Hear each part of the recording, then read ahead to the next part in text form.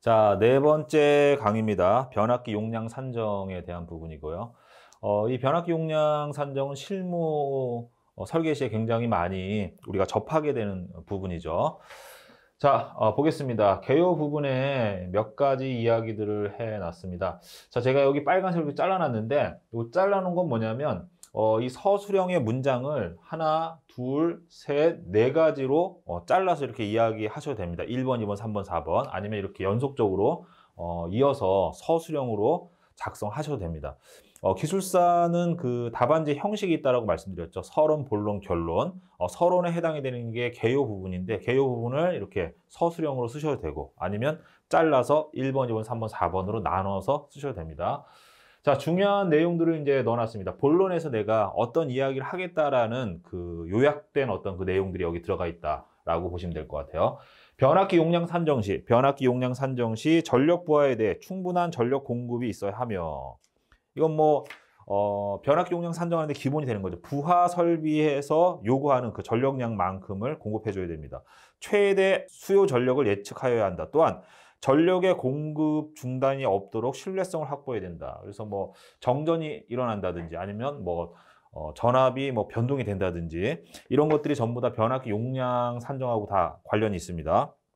이렇게 돼야 하며 변압기 단일 용량이 너무 커질 경우에는 제작상의 한계, 차단 용량 증가로 인한 표준 차단기 확보 등의 문제가 발생될 수 있으므로 적정하게 뱅크스를 구성해서 설계를 해야 된다라고 되어 있습니다. 이런 부분들을 신중하게 검토를 해야 되는데 이게 적정하지 않을 경우에는요, 뭐 그 변압기를 교체를 해야 된다든지 아니면 뭐 전력 품질에 뭐 문제가 생긴다든지 뭐 때에 따라서는 뭐 비용이 너무 과다하게 들어간다든지 뭐 이런 문제들이 발생이 되기 때문에 굉장히 신중하게 검토를 해야 되는 겁니다.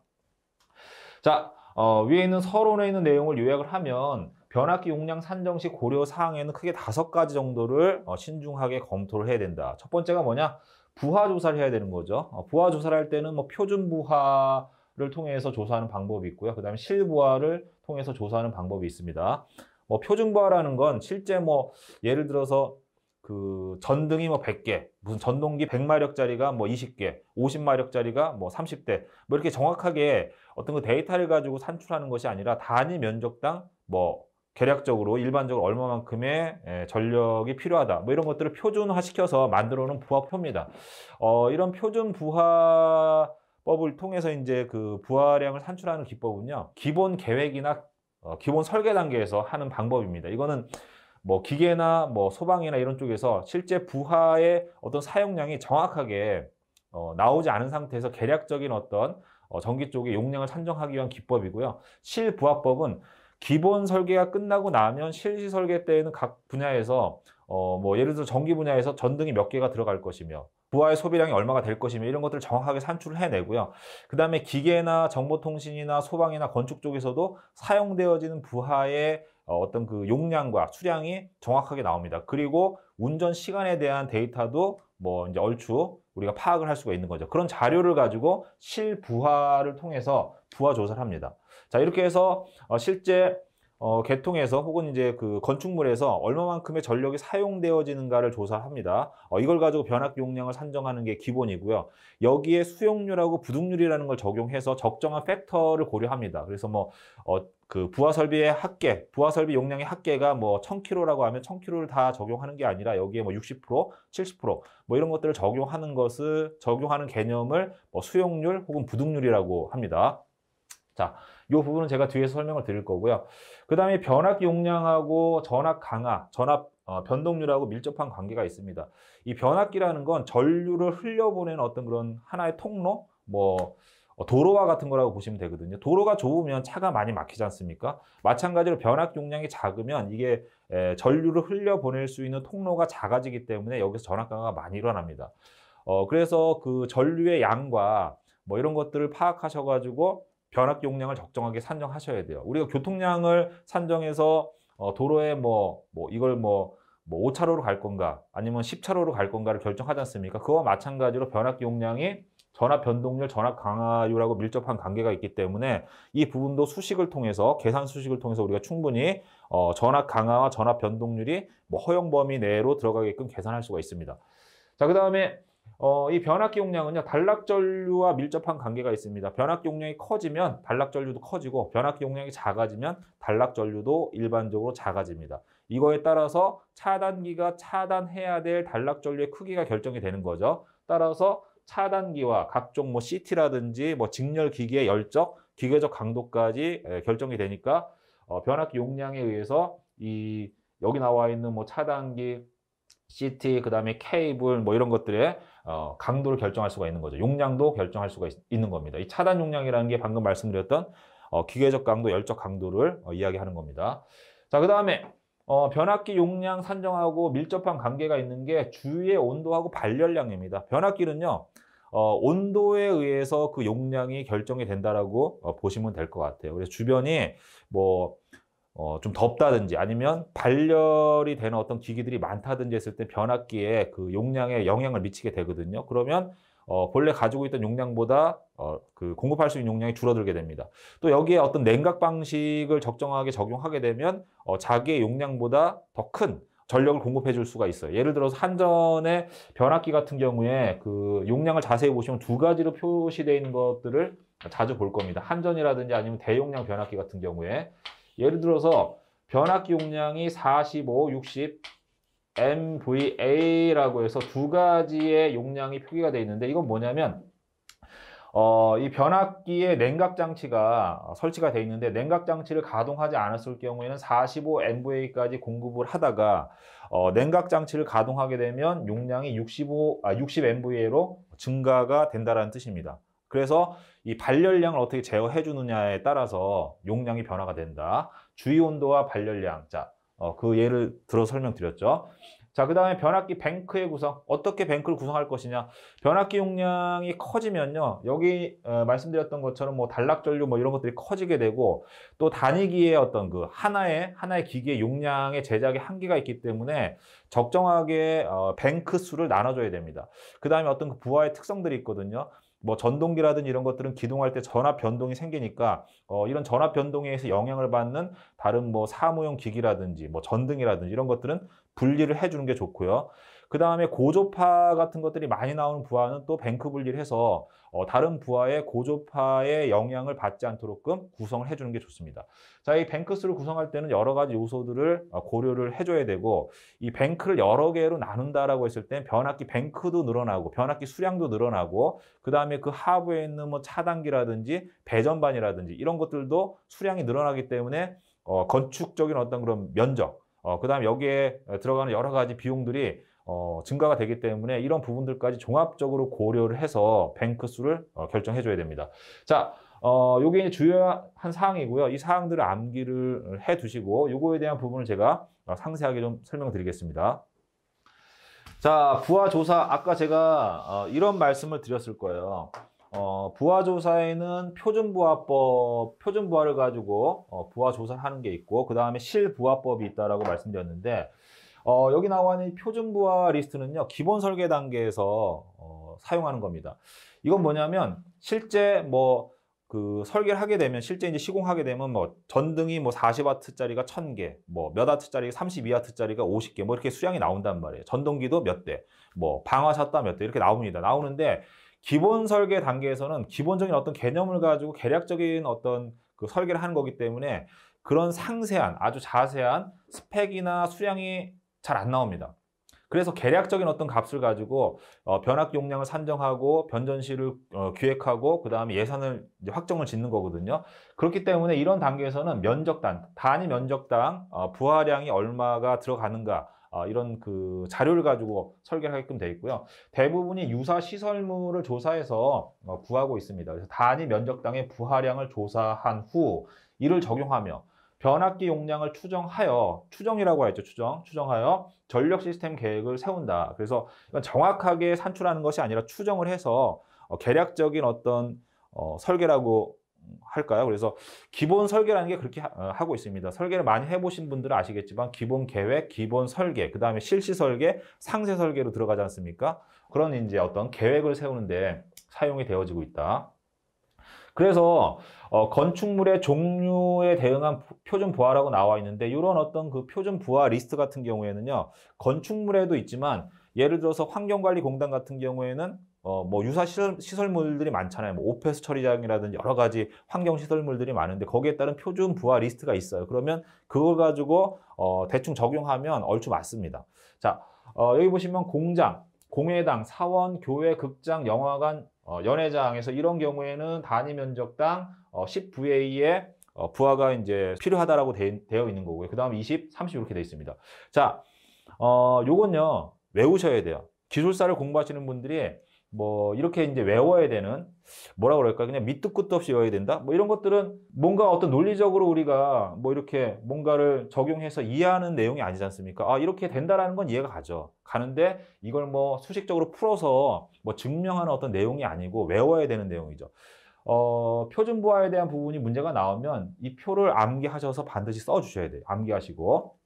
자, 그 다음에 건축물, 주택이나 아파트 제외해서 별도 가산해야 될 부하 이렇게 되어 있습니다. 아까 표준 부하에 대한 부하 리스트가 나와 있는데, 뭐 예를 들어서 이제 어떤 거실이라고 하면 그 표준 부하의 그 부하량에 따라서 단위 면적당 부하량을 구하는데 거기에 뭐 에어컨이 설치가 된다든지 특수 조명 설비가 들어간다든지 이런 것들 별도로 가산을 해야 되는 부하 아닙니까? 그걸 이제 고려해 주라는 얘기죠.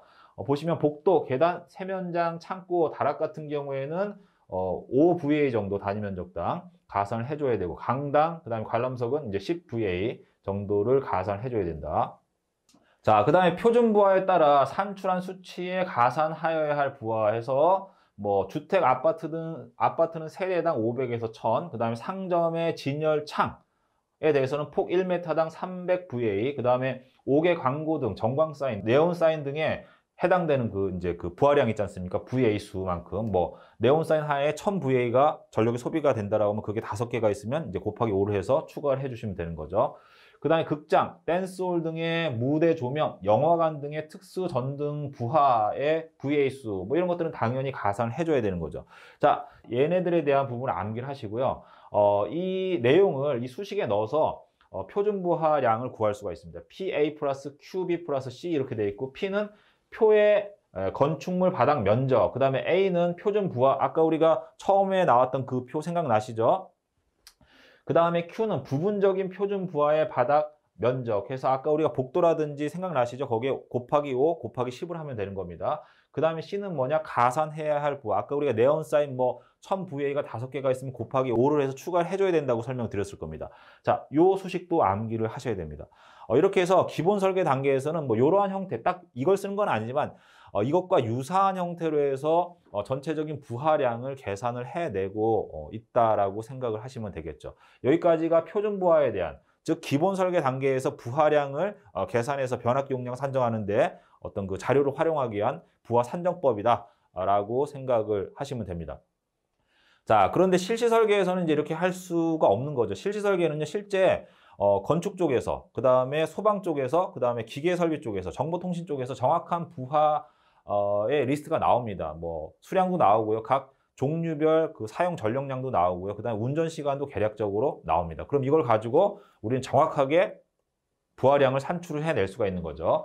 자, 이때는요, 부하 조사표라는 걸 우리가 봤습니다. 기계 쪽에서도 봤고, 건축 쪽에서도 봤고, 그 다음에 정보통신 쪽에서도 자료를 받아가지고 얘네들을 뭐 엑셀이나 이런 데 집어넣어서 이제 취합을 하면 되는 거죠. 자, 보시면 요거는 참고적으로 보시면 될 것 같아요. 이게 이제 부하 리스트인데요. 뭐 여기에 뭐 동력에 대한 것도 있고, 소방에 대한 거, 그 다음에 뭐 기계 설비에 대한 거, 뭐 여러 가지 이제 내용들이 나와 있습니다. 이렇게 이런 것들을 쭉 종합적으로 이제 집계를 하는 거죠. 집계해서 합계를 하시면 되고, 이건 외우지 마세요. 그냥 참고적으로 이해를 돕기 위해서 이런 부하 리스트가 있다라는 걸 보여드리기 위한 거니까 뭐 이걸 외울 필요는 없는 거죠. 이렇게 부하 리스트를 통해서 정확하게 부하의 양을 산출을 해냅니다. 자, 이게 실부하법이다. 자, 여기서 끝나는 게 아니고요. 여기서 이제 수용률과 부득률이라는 걸 적용합니다. 부하 리스트에 의해서 부하 설비 용량을 합계하게 되는데 그대로 이 용량을 합계한 값을 적용해서 변압기 용량을 산정하게 되면 너무 과대한 과설계가 되는 거죠. 그래서 여기서 실질적으로 사용되어지는 그 부하의 양이 얼마인가를 계산해 내기 위해서 수용률이라는 개념과 부득률이라는 개념을 적용하게 되는데, 이 두 가지 개념은 요거 이제 바로 이어서 수용률, 부득률에 대한 설명이 나올 겁니다. 그때 제가 상세하게 말씀을 드리겠습니다. 이렇게 해서 선정하고 항상 여유를 좀 두는 거죠. 자, 내용을 좀 보면요. 부하 설비 용량 산정 시 부하의 용량 및 수량, 최대 부하의 사용 시간 등을 정확하게 예측하기가 어려운 경우가 많다. 따라서 변압기 용량의 결정은 수용률, 부득률 등을 고려하여 결정하여야 된다. 자, 여기까지가 부하 조사에 의한 용량 산정 기법입니다. 자, 이게 이제 부하에서 필요로 하는 전력을 공급하는 그 용량을 이제 적용해서 구하는 방법까지 설명을 드렸고요. 이거 외에도 여기 나와 있는 전압 강하율, 전압 변동률, 그 다음에 단락 용량, 그 다음에 주위 온도와 발열량, 그 다음에 변압기 뱅크 구성 시에 어떻게 자를 것이냐, 이런 것들까지 고려가 돼서 변압기 용량이 정해진다, 결정이 된다, 이렇게 생각하시고요. 두 번째 항목인 전압 강하율 및 전압 변동률에 대한 부분 보겠습니다. 자, 일단 이 수식을 암기하셔야 됩니다. 수식을 보시면 여기에 이제 P라는 게 나와 있고 Q라는 게 나와 있죠. 이거는 이제 부하에서 소비되어지는 유효 전력입니다. 그 다음에 Q는 뭐냐? 부하에서 소비되어지는 필요로 하는 무효 전력이고요. 이건 변압기 용량입니다.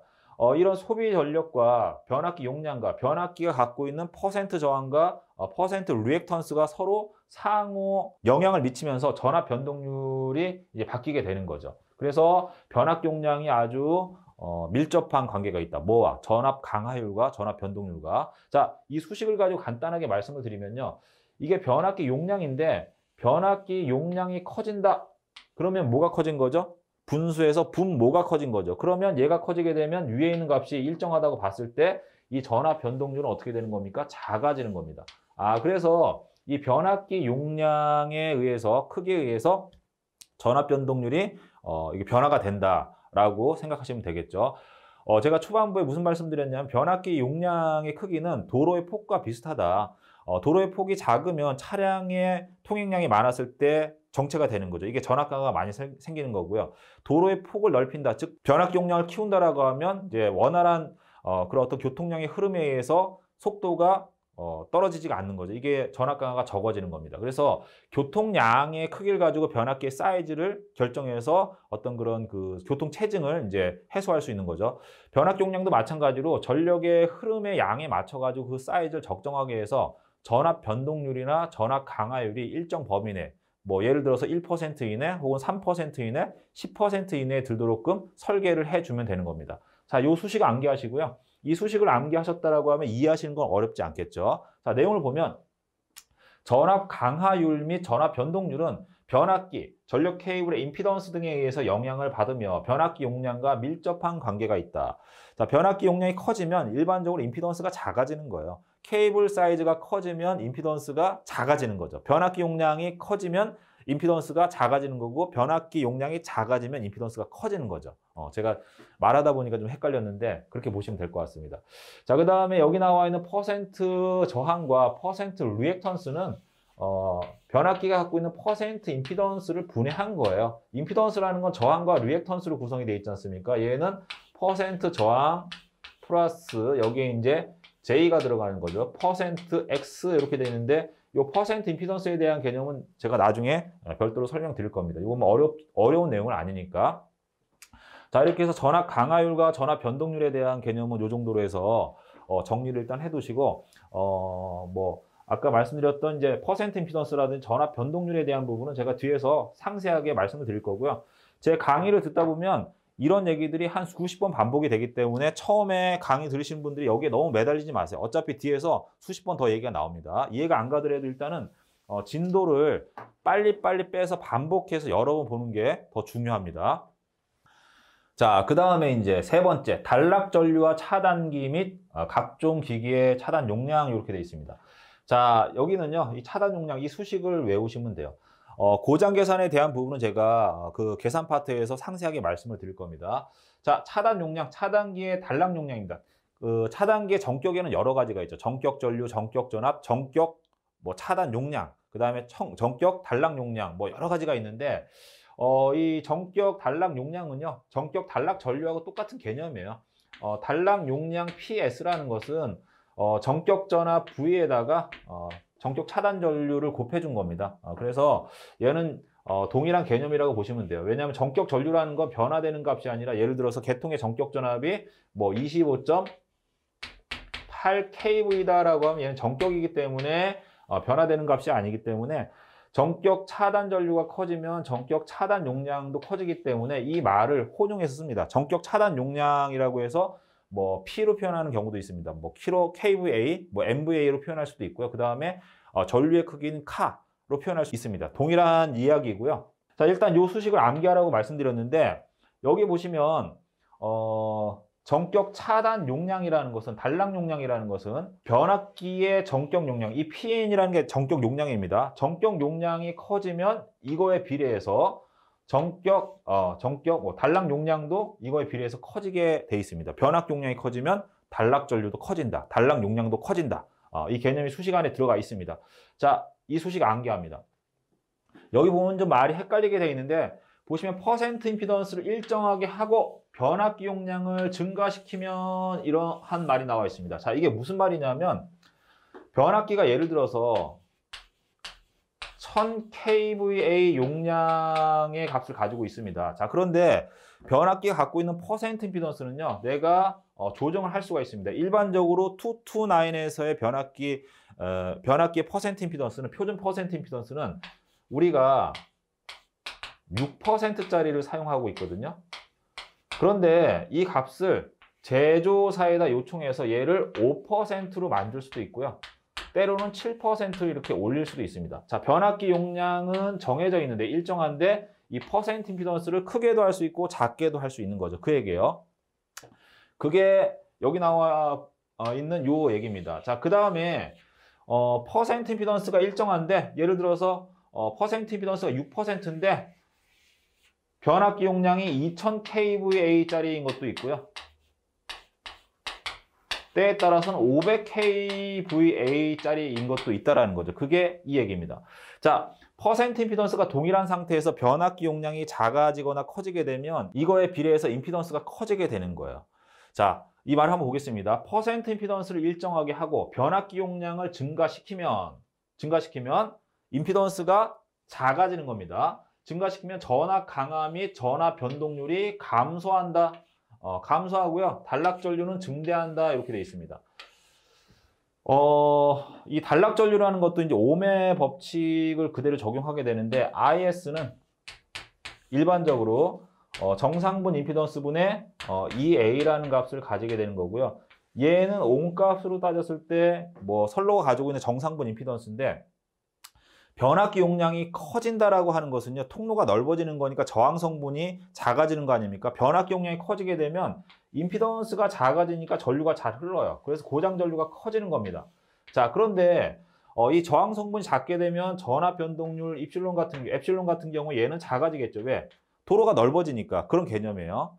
무슨 말이 하셨죠? 그 다음에 변압기 용량을 작게 하면요, 작게 하면 그 저항 성분이 커지기 때문에 임피던스가 커져요.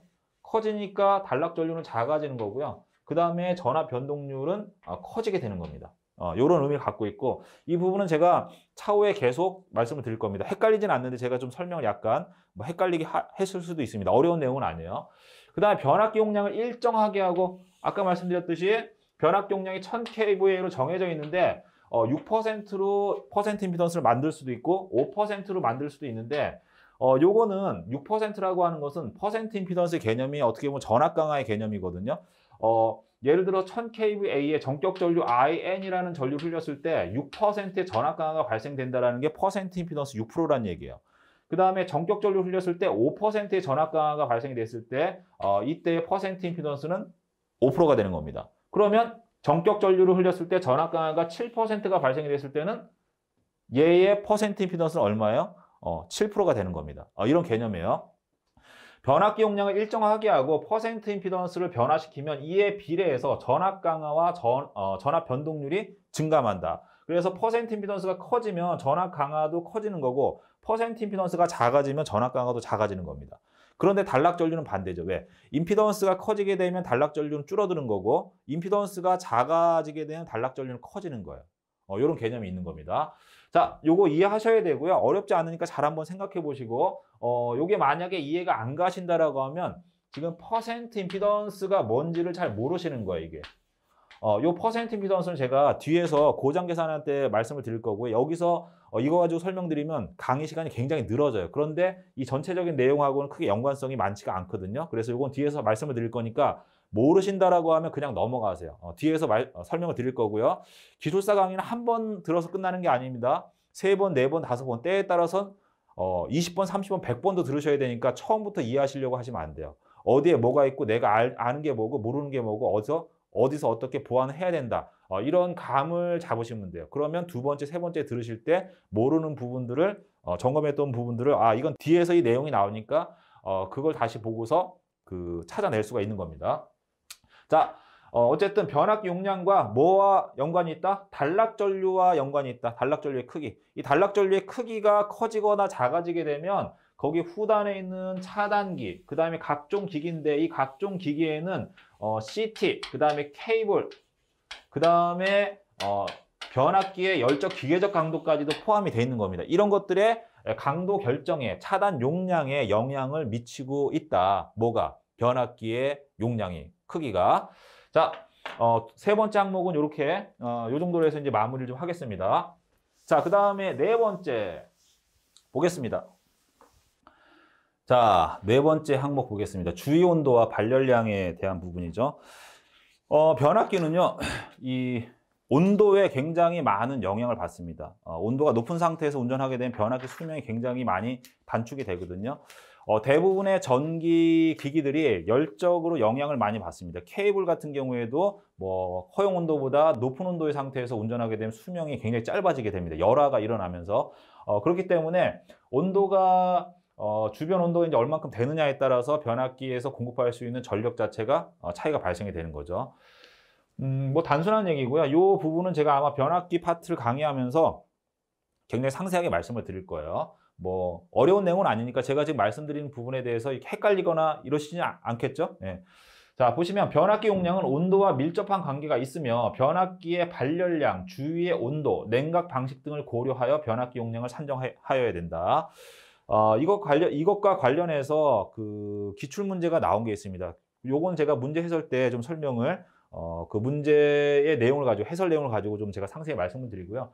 이거 가지고 제가 뭐 계속 이제 시간을 끌 필요는 없을 것 같아요. 영향을 미친다.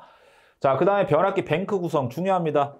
변압기 뱅크 구성이 뭔지는 다 아실 거예요. 원뱅크, 투뱅크란 건 뭐냐면 그냥 단순하게 변압기를 한 대로 갈 거냐, 두 대로 갈 거냐, 세 대로 갈 거냐, 어떻게 쪼갤 거냐라는 거죠. 예를 들어서 뭐 부하 설비 용량의 합계가 뭐 10,000kg인데 1000kVA인데 얘를 두 대로 나눠서 뭐 5,000으로 갈 거냐, 이렇게 두 대로 갈 거냐, 아니면 뭐 3,000, 뭐 2,500,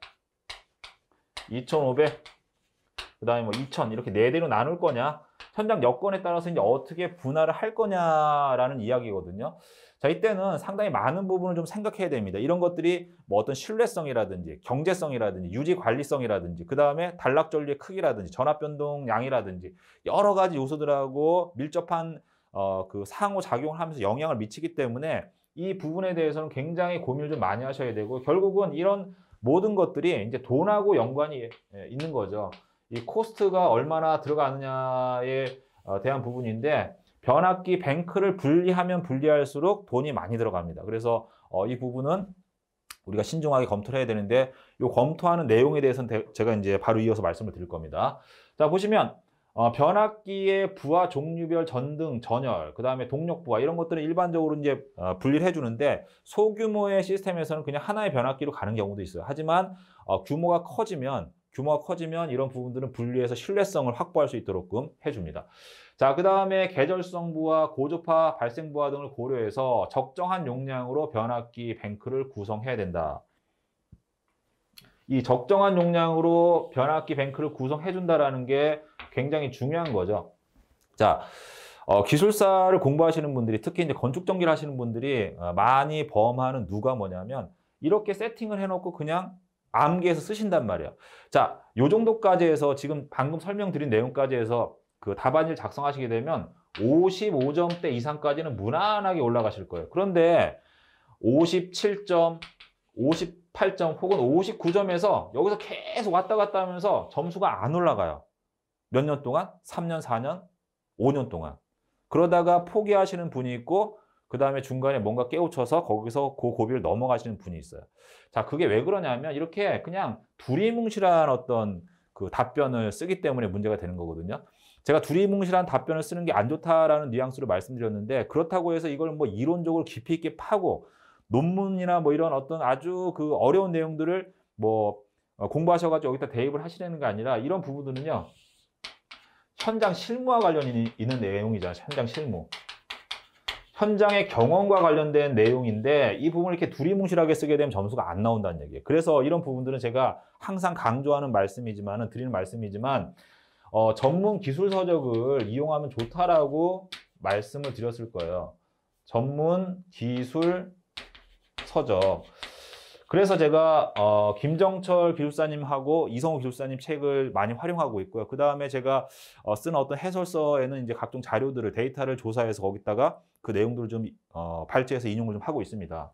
자, 이 부분은요. 이런 부분들은 별도의 항목을 뭐 예를 들어서 기술적 동향 혹은 기술 검토 사항이라는 항목들을 이렇게 추가하셔가지고 답안지를 써주시면 좋아요. 어떻게? 이러한 서적에 있는 내용들을 발췌하셔가지고 좀 요약을 하셔야 되겠죠. 그래서 써주시면 쑥 넘어가는 거예요. 여기서 그냥 바로 한 방에 60점 혹은 68점 이렇게 점수를 받아서 가는 겁니다. 우리 이타 아카데미를 통해서 젊으신 분들이 굉장히 많이 합격을 하셨거든요. 그분들이 길게 공부한 게 아니에요. 짧게 2년 반에 3년 정도 공부하고 합격도 그냥 한 방에 55점에서 68점으로. 68점 건축 전공에서 맞기 힘듭니다. 대부분 합격하시는 분들이 61점, 60점 이렇게 합격하는데 이런 내용들을 반영해서 합격하면 점수가 15점 정도 쭉 올라가는 거예요. 남들이 여기서 엄청나게 헤맬 때. 왜? 여기에 많은 분들이 지금 정체가 돼 있거든요. 10년 차, 7년 차, 8년 차 분들이 여기에 100명, 200명씩 모여있기 때문에 이거를 한 방에 그냥 쭉 뚫고서 지나가는 거죠. 이런 것들을 통해서. 그래서 현재 기본서 강의에서는요. 일단 기본적인 뼈대를 만드는데 제가 좀 집중해서 강의를 드릴 거고요. 요걸 다 수강하신 다음에 반드시 여기 나와 있는 전문 기술 과정에 대한 부분을 꼭 들으세요. 그리고 거기서 좋은 내용들을 발췌하셔가지고 이런 것들을 만들어 보시면 돼요. 자, 그 내용을 제가 하나의 사례를 예를 들어서 뒤에다가 실어놨습니다. 자, 이거 가지고 설명을 한번 드려보겠습니다. 자, 방금 말씀드린 실무 적용 방안에 대한 부분이 나와 있죠. 이 내용은 자가용 전기 설비의 모든 것 1권에 나와 있는 내용을 제가 적정하게 발췌해가지고 적정하게 좀 정리한 사항입니다. 요거를 답안지에 쓰실 때는 요거보다 더 압축을 시키셔야 돼요. 얼마만큼? 한 3분의 1 정도, 30% 정도. 그러니까 나머지 70%는 버리시고요.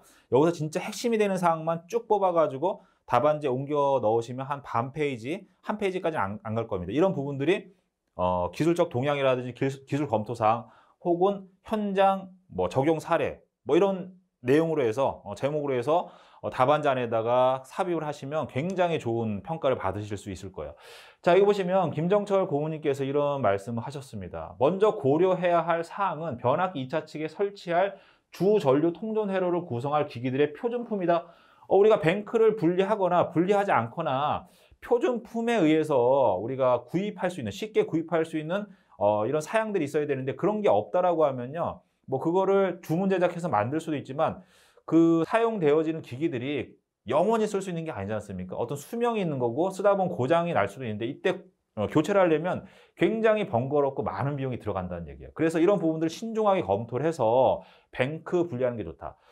이 뱅크 분리할 때 아까 말씀드렸던 것처럼 뭐 여러 가지 반락 전류라든지 전압 변동률이라든지 기기의 어떤 그 제작 한계라든지 비용이라든지 이런 것들을 다 고려하고 그 다음에 표준품에 대한 품에 대한 부분도 함께 검토를 해줘야 된다. 이거는 현장 경험이 없으신 분들은 이런 말을 쓸 수가 없는 거고요. 기술사 답안 형식으로 만들어진 책을 통해서는 이런 내용들이 없다는 얘기예요. 그래서 제가 전문 기술 서적을 통해서 내가 경험하지 못한 부분들을 간접 경험을 함으로써 이렇게 답안지 어떤 그 수준을 올리는 것이 중요하다고 항상 강조를 드렸던 겁니다. 자, 이때 표준품으로 주로 우리가 검토해야 되는 게 차단기의 전격 전압, 전격 전류, 전격 차단 전류, 그 다음에 CT, 전격 전압, 전격 1차 전류, 과전류 강도, 그 다음에 표준 오차, 계급 제한 개수 이렇게 돼 있는데 요거는 이제 오차에 대한 건데 과전류 정수의 개념이다라고 생각하시면 될 것 같아요. 그래서 이런 내용들은 어렵다라고 하면 굳이 이거 외우지 마시고 그냥 과전류 정수라고 쓰셔도 관계가 없습니다. 이런 것들 등으로 보호계통을 구성할 기기들의 국내 표준 제품의 사양이 주로 검토 대상이다. 국내 표준 제품의 사양이 없다라고 하면 외산을 써야 되는데 외산을 우리가 구입해서 계속 유지관리 해주기가 쉽지가 않다라는 거죠. 자, 그래서 방금 말씀드린 부분이 이겁니다. 비표준 제품을 선정하는 경우 보수 시 교체하고자 할 때는 특별히 주문 제작하여야 하므로 보수 유지에 어려움을 겪을 수가 있다. 예를 들면 수전 전압이 1호사인데 수전 용량이 이제 5만이에요. 5만 단일기로 했을 때 2차 전압을 배전 전압을 6.6kV로 하게 됐을 때 단락 전류를 계산해서 한번 우리가 검토를 해보자라는 거죠. 자, 이랬을 때 전격 전류는 4374A입니다. 4374A. 자, 그런데 고장 계산했더니 변압기의 퍼센트 임피던스를 10%로 가정했을 때 43.8K라는 단락 전류가 나왔습니다. 그럼 요거보다 상위의 차단 용량을 선정해야 되겠죠. 자, 이거의 상위의 값을 이제 계산해 보니까 전격 전류는 이제 5000A짜리 차단기고요. 그 다음에 단락 용량 50K짜리를 써야 되는데 이러한 전격을 가진 차단기는 국내에서 생산이 되지 않는다 이 얘기예요. 그러면 그냥 단일 뱅크로 했을 때는 뭐 변압기는 단일 뱅크로 제작을 할 수 있겠지만 그 하부에는 여러 가지 차단기라든지 CT라든지 이런 것들에 대한 강도를 설정할 때는 굉장히 이제 어려움을 겪을 수가 있다라는 거죠. 그래서 이때는 두 가지 방법을 제안을 하셨습니다. 어떻게 제안했느냐? 25,000으로 두 대로 분할했을 경우에는 단락 전류가 21.9K로 낮아지기 때문에 당연히 이거에 맞는 차단기, 전격 차단 용량을 갖는 차단기를 우리가 선정할 수가 있다는 얘기고요. 그 다음에 두 번째 방법으로는 5만으로 가되 배전 전압을 6.6kV로 가는 게 아니라 22kV로 가는 거죠. 이랬을 경우에는 전격 전류도 1300A 정도로 작아지고 단락 전류도 13.1K 정도로 작아지게 됩니다. 이런 것들은 표준품에 나와 있으니까 국내산을 적용할 수가 있는 거죠. 이런 부분들이 검토가 되어져야 된다라고 해서 기술적 검토 사항에다가 넣어주게 되면 다른 분들은 이걸 못 쓰실 거란 말이에요. 쓰는 분도 계시겠죠. 쓰는 분이 계시면 그분 합격하신 거예요. 내가 썼죠? 나도 합격하는 겁니다. 이 문제에 있어서만큼은. 그 다음에 기타 등등의 차단기뿐만 아니라 변전 설비의 소요 면적. 자, 뱅크 분리하게 되면 변압기 뱅크가 분리하면서 면적이 2배가 되죠. 그 하부에 여러 가지 차단기반, 배전반, 뭐 여러 가지 뭐 보계전반 이런 것들이 쭉 추가가 되지 않습니까? 면적이 엄청 커지는 겁니다. 그래서 변전 설비의 소요 면적의 넓이, 그 다음에 케이블 굵기, 배전반의 가격 등을 포함한 전기 설비 전체의 가격 비교가 필요하다. 이런 것들을 검토해야 된다라고 자가용 전기 설비의 모든 것에 나와 있습니다. 자, 이런 부분들을 발제하셔가지고 항상 이렇게 좀 뭔가를 한 몇십 가지 정도, 한 20가지, 30가지, 많게나 100가지 정도를 준비해 두시면 뭐 답안에 그런 것들 한 10분의 1 정도, 10개 정도만 적용을 하실 수 있다라고 하면 굉장히 유리한 입장으로 가실 수가 있는 겁니다. 자, 변압기 용량 산정에 대해서 제가 장시간 설명을 좀 드렸습니다. 굉장히 좀 할 얘기가 많았는데 오늘 변압기 용량 산정과 관련된 모든 요소들을 상세하게 다 설명을 드릴 수는 없고요. 제가 뒤에 강의를 이어가면서 오늘 뭐 자세하게 말씀드리지 못한 부분들은 하나하나 짚어서 계속해서 반복해서 말씀을 드릴 겁니다. 오늘 5가지 항목을 말씀을 드렸을 거예요. 부하조사. 부하조사에는 실부하법이 있고 표준부하법이 있다. 자, 그 다음에 전압 강화, 전압 변동률이 영향을 미친다.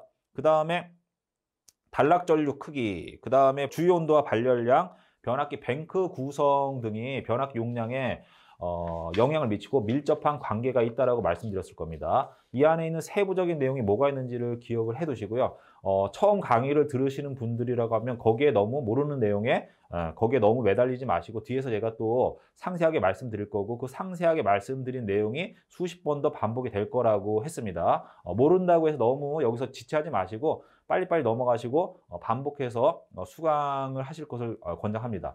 자, 변압기 용량 산정에 대한 부분은 이것으로서 마무리를 하겠습니다.